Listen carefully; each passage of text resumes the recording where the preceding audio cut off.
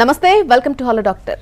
మహిళల్లో వచ్చే breast cancer, cervical cancer కి రేడియేషన్ ట్రీట్మెంట్ ఏ విధంగా ఉంటుంది, దీంట్లో ఎటువంటి చికిత్సా విధానాలు ఉన్నాయి, ఇవన్నీ కూడా పూర్తిగా వివరించడానికి ఈ రోజు మనతో పాటు ఉన్నారు అమెరికన్ ఆంకాలజీ ఇన్స్టిట్యూట్ నుండి doctor Prashanth Yarlagadda, consultant radiation oncologist. ఆయనతో మాట్లాడదాం. నమస్తే డాక్టర్. నమస్తే అండి. ఈ రోజుల్లో చాలా మంది మహిళలు అనేక రకాలైనటువంటి క్యాన్సర్లు గురవుతూ ఉన్నారు. అసలు మహిళలను ప్రభావితం చేసే క్యాన్సర్లు ఏమేమి ఉన్నాయి? మహిళల్ని ముఖ్యంగా ప్రభావితం చేసేది మనం చాలా వరకు ఎక్కువనేదైతే మాత్రం రొమ్ము క్యాన్సరు, తర్వాత గర్భాశయ ముఖద్వార క్యాన్సర్ అంటే సర్వైకల్ క్యాన్సర్ అంటారండి. ఇవి కాకుండా వేరే క్యాన్సర్లు మనం మహిళల్లో చూసేది గర్భకోశ పొర, ఇంకా కండరాల క్యాన్సర్లు, అండాశయ క్యాన్సర్లు, తర్వాత యోని యొక్క క్యాన్సర్లు. ఇవి మనం ఎక్కువగా మహిళల్లో చూసే క్యాన్సర్లు.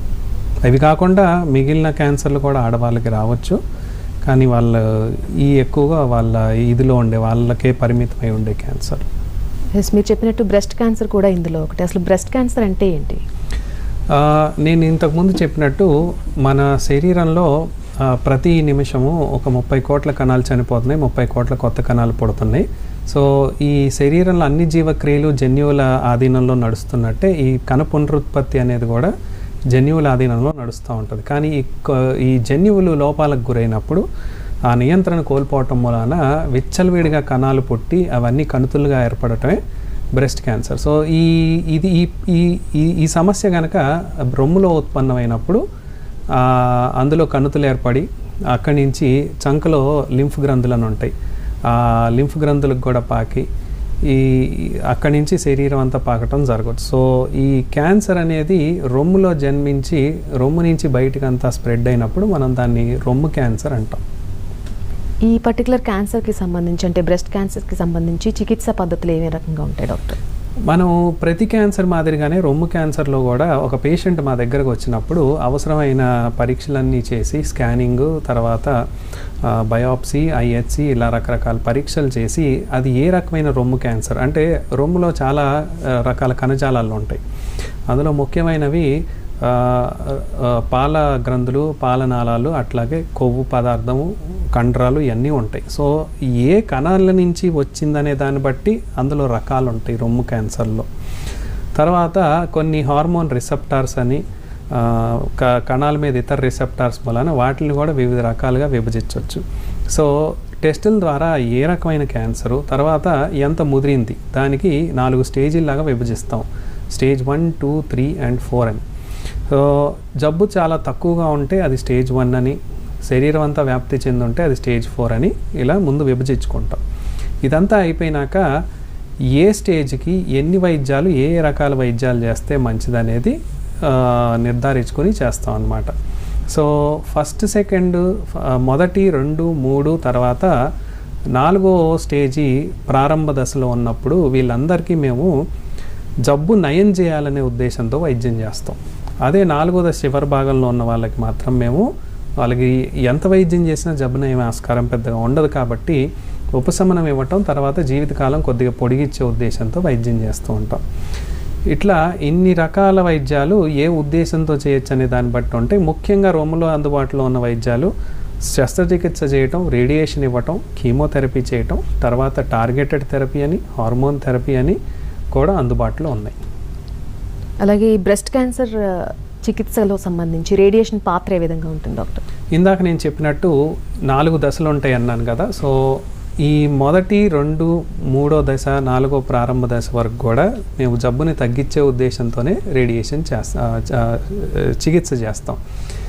ఇవాళ రొమ్ము క్యాన్సర్కి చికిత్స ఎలా ఉంటుంది అంటే ఏ ఒక్క వైద్యం చేస్తే సరిపోదు. సో సర్జరీ చేయాల్సి ఉంటుంది, రేడియేషన్ ఇవ్వాల్సి ఉంటుంది, కీమోథెరపీ కూడా ఇవ్వాల్సి ఉంటుంది.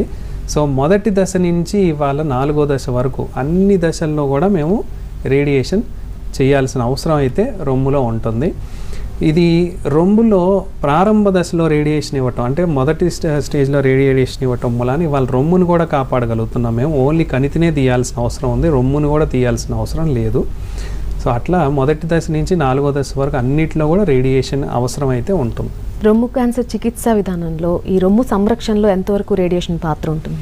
ఇంతకుముందు అంటే ఒక 10 సంవత్సరాలు 15 సంవత్సరాల ముందు వరకు చాలా వరకు రొమ్ము క్యాన్సర్ వస్తే పేషెంట్కి రొమ్మంతా తీసేయాల్సిన అవసరం ఉండేది. సో మొదటి దశ నుంచి 4వ దశ వరకు అయినా కానీ పేషెంట్లందరికీ రొమ్ము తీసేసేవాళ్ళు. ఈ రొమ్ము తీసేసిన తర్వాత ఎక్కువ దశ ఉన్న పేషెంట్కి, జబ్బు ఎక్కువగా ఉన్న వాళ్ళకి మళ్ళీ ఛాతికి కూడా రేడియేషన్ ఇవ్వాల్సి వచ్చేది.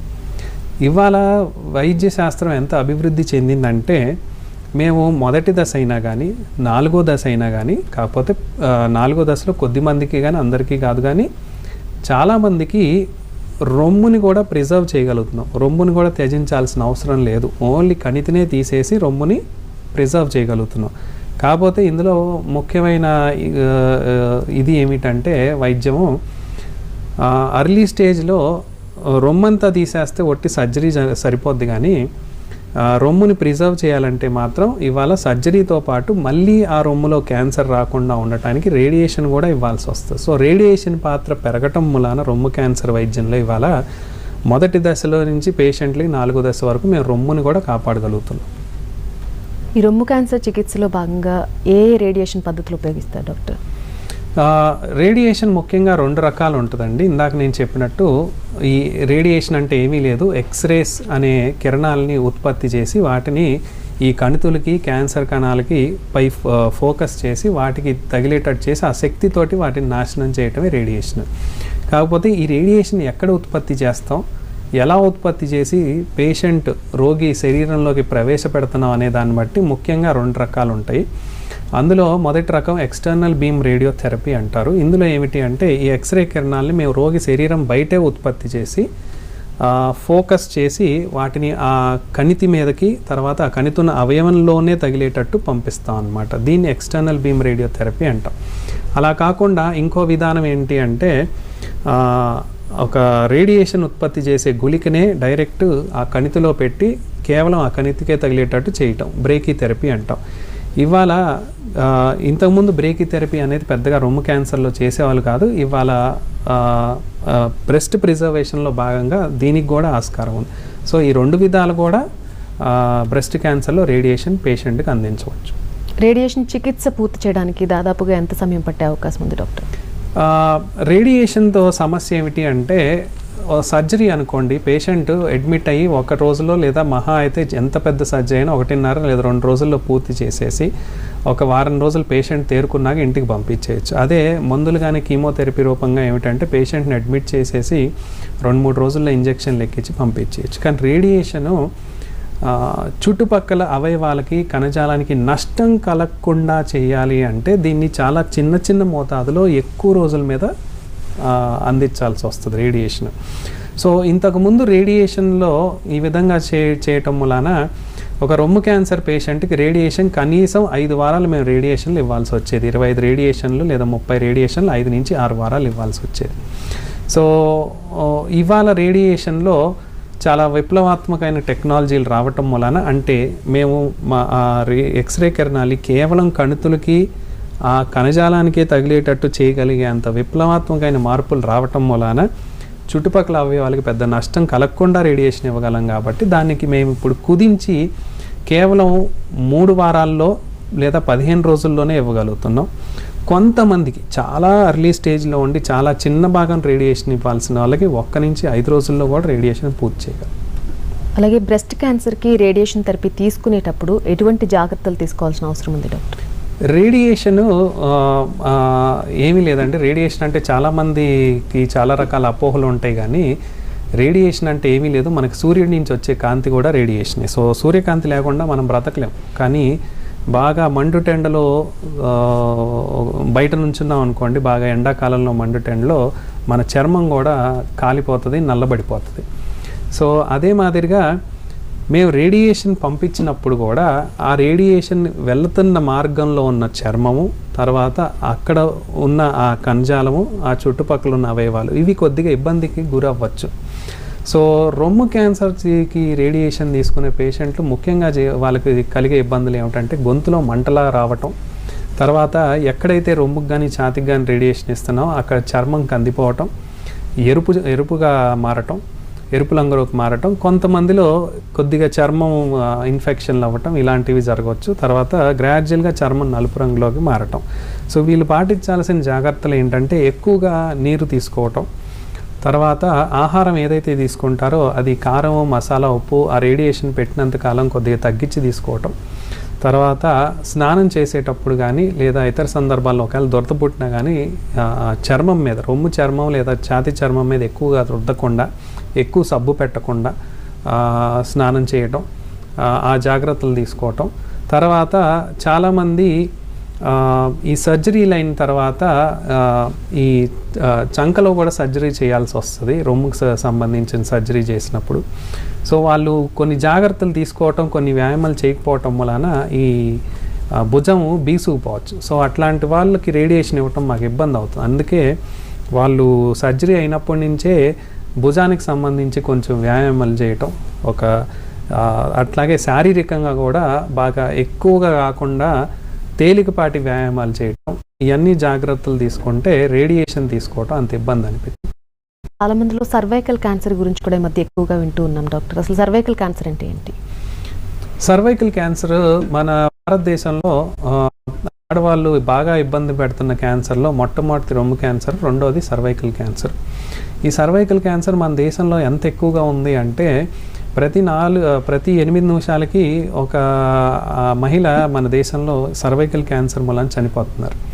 సో సర్వైకల్ క్యాన్సర్ అంటే గర్భాశయ ముఖద్వార క్యాన్సర్. ఇది ముఖ్యంగా మన దేశంలో ఎక్కువ ఉండటానికి కారణం ఏంటి అంటే ఈ సర్వైకల్ క్యాన్సర్ అనేది లైంగిక సంబంధం ద్వారా హ్యూమన్ ప్యాపిలోమా వైరస్ అనే ఒక వైరస్ మూలాన వ్యాప్తి చెందుతూ ఉంటుంది. సో మన దేశంలో ఎక్కువ మంది ఆడవాళ్ళకి ఇంకా క్లీన్లీనెస్ అంటే శారీరక శుభ్రత అంతా ఉంచుకోలేని పరిస్థితులు ఉండటం ఈ ఊళ్ళల్లో. తర్వాత ఈ సుఖ వ్యాధుల ద్వారా ఈ హ్యూమన్ ప్యాపిలోమా వైరస్ ఇన్ఫెక్షన్లు ఎక్కువగా ఉండటం, ఈ రెండిటి మూలాన ఈ మన దేశంలో ఈ సర్వైకల్ క్యాన్సర్ అనేది చాలా ఎక్కువగా ఉంది. ఈ క్యాన్సర్కి స్క్రీనింగ్ టెస్ట్ ఉందనే అవగాహన కూడా చాలామంది మహిళల్లో లేకపోవటం. ప్యాప్స్మియర్ అనే స్క్రీనింగ్ టెస్ట్ ఉంటుంది. సో ఆ స్క్రీనింగ్ టెస్ట్ చేయించుకోలేకపోవటం వలన చాలామంది, ఎక్కువ మందికి ఈ క్యాన్సర్లు లేట్ స్టేజ్లో రావటం వలన ఈ క్యాన్సర్ గురించి మన దేశంలో చాలా పెద్ద సమస్యగా ఉంది. అట్ ద సేమ్ టైం ఎక్కువ మంది చనిపోతున్నారు కూడా. అలాగే ఈ సర్వైకల్ క్యాన్సర్కి సంబంధించి ఎటువంటి చికిత్సా పద్ధతులు మనకు అందుబాటులో ఉన్నాయి డాక్టర్? సర్వైకల్ క్యాన్సర్కి అన్ని క్యాన్సర్ల మాదిరిగానే ఓ పేషెంట్ మా దగ్గరికి రాగానే గర్భాశయ ముఖద్వార క్యాన్సర్కి మేము మొట్టమొదట ఇది ఏమి క్యాన్సరు, ఏ రకమైనటువంటి క్యాన్సరు, తర్వాత ఏ దశలో ఉంది, 1 నుంచి 4వ దశ వరకు ఏ దశలో ఉందనేది కొన్ని పరీక్షలు చేసి నిర్ధారించుకుంటాం. సర్వైకల్ క్యాన్సర్కి 1వ దశ క్యాన్సర్ల వరకు ఇవాళ శస్త్రచికిత్సే చేస్తారు చాలా వరకు. కొన్ని సందర్భాల్లో మేము రేడియేషన్ కూడా ఇవ్వచ్చు. కానీ 2వ దశ నుంచి 4వ దశ వరకు ఇక అందరికీ రేడియేషన్ చికిత్సే మెయిన్ చికిత్స అవుతుంది. ఈ క్యాన్సర్లో శస్త్రచికిత్స పెద్దగా ఉపశమనం కలిగించదు. ఎందుకంటే శస్త్రచికిత్స ద్వారా మొత్తం జబ్బు తీయటం అనేది జరగకపోవచ్చు. సో ఎలాగూ వారికి రేడియేషన్ ఇవ్వాల్సి వస్తుంది. అది మేము ఈ క్లినికల్ ట్రయల్స్ ద్వారా మాకు తెలిసింది ఏంటి అంటే ఆ శస్త్రచికిత్స చేసి రేడియేషన్ చేయటం కంటే డైరెక్ట్ రేడియేషన్ చేస్తేనే 2వ దశ నుంచి వాళ్ళకి తక్కువ సైడ్ ఎఫెక్ట్స్ తోటి జబ్బు నయం చేయగలిగే ఆస్కారం ఉంటుంది. సో చాలా వరకు రేడియేషన్ పాత్రే ఉంటుంది గర్భాశయ ముఖద్వార క్యాన్సర్ ట్రీట్మెంట్లో. తర్వాత ఇందులో 2 రకాల రేడియేషన్లు ఉంటాయి. ఇందాక నేను చెప్పినట్టు ఎక్స్టర్నల్ బీమ్ రేడియేషన్, తర్వాత బ్రేకీథెరపీ అని. గర్భాశయ ముఖద్వార క్యాన్సర్లో రెండిటికి ప్రధానమైన రోల్ ఉంది. ముఖ్యంగా ఎక్స్టర్నల్ బీమ్ రేడియోథెరపీతో మేము రేడియేషన్ మొదలుపెట్టి ఒక 5 వారాల నుంచి 6 వారాల్లో రేడియేషన్ ఇస్తాం. దాంతోపాటు సైడ్ ఎఫెక్ట్స్ ఎక్కువ లేకుండా ఉండటానికి దుష్ప్రభావాలు ఈ బ్రేకీథెరపీ ద్వారా రేడియేషన్ని మేము ఆ కణితిలోనే ఒక గుళికని, రేడియేషన్ ఉత్పత్తి చేసే గుళికని పెట్టడం ద్వారా కణితిలోనే రేడియేషన్ ఇవ్వటం ద్వారా సైడ్ ఎఫెక్ట్స్ తక్కువ ఉంచి మేము జబ్బుని నయం చేయడానికి ఆస్కారం ఉంటుంది. ప్రధానంగా ఈ చికిత్సలో భాగంగా అంటే గర్భాశయ ముఖద్వార క్యాన్సర్ ఉన్న వాళ్ళకి రేడియేషన్ పాత్ర ఏ విధంగా ఉంటుంది డాక్టర్ చికిత్స? ఇందాక నేను చెప్పినట్టు చాలా వరకు రేడియేషన్లో గర్భాశయ ముఖద్వార క్యాన్సర్ చికిత్సలో రేడియేషన్కే పాత్ర ఉంటుంది. ఎక్కువగా మొదటి దశలో తప్ప 2, 3, 4వ దశల్లో సర్జరీలు అనేవి వీలు పడవు. సో రేడియేషన్ అనేది జబ్బు నయం చేయటానికైనా అట్ ద సేమ్ టైం 4వ దశలో వాళ్ళకి అంటే జబ్బు శరీరం అంతా వ్యాప్తి చెందిన వాళ్ళకి ఉపశమనం ఇవ్వటానికైనా కొద్దిగా జీవితం పొడిగించడానికైనా ఈ 2 విధాల రేడియేషన్ చాలా ఉపయుక్తంగా ఉంటుంది. ఏ రేడియేషన్ పద్ధతుల ద్వారా సర్వైకల్ క్యాన్సర్కి చికిత్సా విధానం అందుబాటులో ఉంది డాక్టర్? సర్వైకల్ క్యాన్సర్కి ఈ ఎక్స్టర్నల్ బీమ్ రేడియోథెరపీ అనేది ముఖ్యమైన విధానము.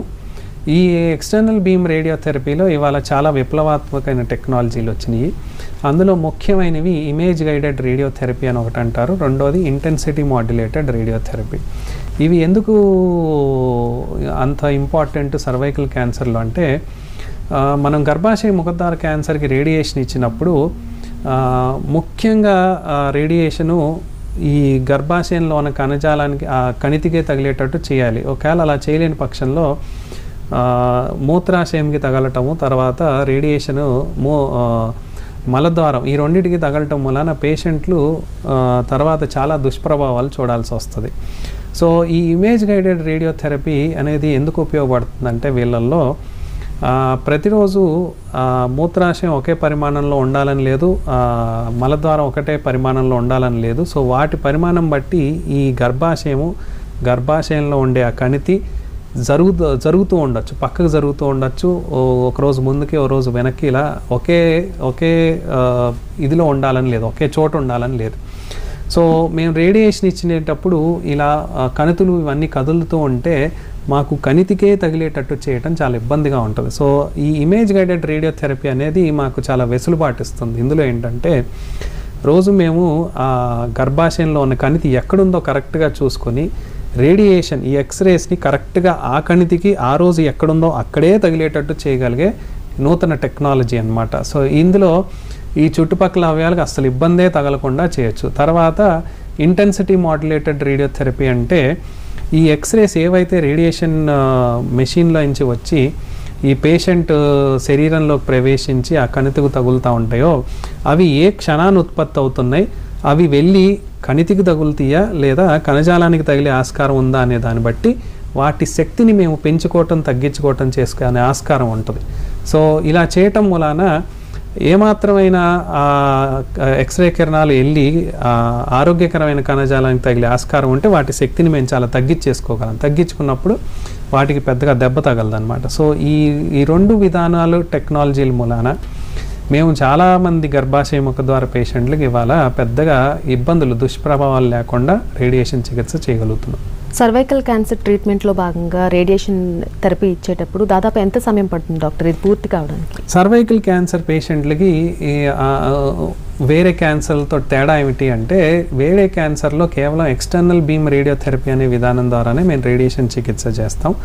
వీరిలో ఏంటంటే 2 విధాల రేడియేషన్ చేయాల్సి వస్తుంది. ఒకటి ఎక్స్టర్నల్ బీమ్ రేడియోథెరపీ, రెండోది బ్రేకీథెరపీ.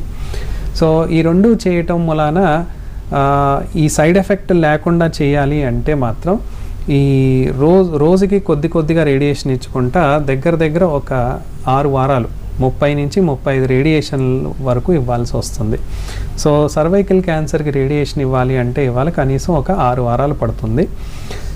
ఇందులో ముఖ్యంగా గుర్తుపెట్టుకోవాల్సిన ఇదేంటి అంటే, చాలా మంచి ప్రభావం రావాలి, రేడియేషన్ మూలాన నయమయ్యే జబ్బు ఆస్కారం ఎక్కువ ఉండాలి అంటే దగ్గర 50 రోజుల్లో మేము మొత్తం ప్రక్రియ పూర్తి చేయాల్సి ఉంటుంది. ఇది చాలా ఇంపార్టెంట్. అలా చేయలేని పక్షంలో నయమయ్యే ఆస్కారం కొద్దిగా తక్కువ ఉంటుంది. సో ఇదొకటి ముఖ్యంగా గుర్తుపెట్టుకోవాల్సిన విషయం. రెండోది, ఇవాళ చాలామంది పేషెంట్లు ఎక్కువ కాలం బ్రతకగలుగుతున్నప్పుడు ఒకవేళ జబ్బు తిరిగి వచ్చినా వాటికి స్టీరియోటాక్టిక్ రేడియో సర్జరీ అనేది కూడా చేయగలుగుతున్నాం. అంటే మళ్ళీ కంట్రోల్ చేయటానికి ఒకవేళ జబ్బు తిరిగి వచ్చిన ఇలాంటి పక్షంలో కేవలం 1 రోజు నుంచి 5 రోజుల్లోనే మేము రేడియేషన్ ఇచ్చి ఆ కణుతుల్ని నయం చేయగలం. అలాగే ఈ పర్టికులర్ ట్రీట్మెంట్ తీసుకునేటప్పుడు, రేడియేషన్ ఇచ్చేటప్పుడు ఎటువంటి జాగ్రత్తలు తీసుకోవాల్సి ఉంటుంది డాక్టర్? గర్భాశయ ముఖద్వార క్యాన్సర్కి రేడియేషన్ ఇస్తున్నప్పుడు ముఖ్యంగా రేడియేషన్ తగిలే అవయవాలు ఏంటంటే, ఇందాక నేను చెప్పినట్టు మూత్రకోశం, తర్వాత మలద్వారం. సో వీటికి ఆరోగ్యకరమైన కణజాలానికి కూడా రేడియేషన్ తగులుతుంది కాబట్టి కొద్దిగా ఇబ్బంది రావచ్చు పేషెంట్కి. అదేమిటి అంటే, మూత్రానికి వెళ్ళినప్పుడు మంట కలగటం, తర్వాత మోషన్కి వెళ్ళినప్పుడు మంట కలగటం. సో అందుకు మేము చాలా వరకు ఈ పేషెంట్స్కి ఏం చెప్తామంటే, రేడియేషన్ తీసుకున్నంతకాలము వారు స్నానం చేసినా కానీ ఆ చర్మం మీద ఎక్కువగా రాపిడి రుద్దటం అనేది జరగకూడదు. లేదా ఇరిటేబుల్ అయ్యి కొంతమందికి ఇన్ఫెక్షన్లు అయ్యే ఛాన్స్ ఉంటాయి. అందుకు ఎక్కువగా రాపిడి రుద్దటం కానీ, ఎక్కువగా స్నానం చేసినప్పుడు సబ్బు పెట్టి రుద్దటం కానీ చేయకూడదు. అట్లాగే వీరు చాలా నీరు ఎక్కువ తాగాల్సి ఉంటుంది, అప్పుడు మూత్రంలో పెద్దగా సమస్యలు రాకుండా. అట్లాగే ఆహారం తీసుకునేటప్పుడు కూడా చాలా మెత్తని ఆహారం, తర్వాత ఇబ్బందులు ఏమీ కలగకుండా ఉండటానికి మసాలా, కారము, ఉప్పు ఇవన్నీ తగ్గించుకొని ఆహారం తీసుకోవటం మంచిది. అట్లాగే చాలామంది శారీరక శ్రమ పెద్దగా ఉండకూడదు, రెస్ట్ తీసుకోవాలనుకుంటారు. అలా కాదు, అట్ ద సేమ్ టైం ఎక్కువ వ్యాయామం కాకుండా తేలికపాటి వ్యాయామం చేయటం మంచిది.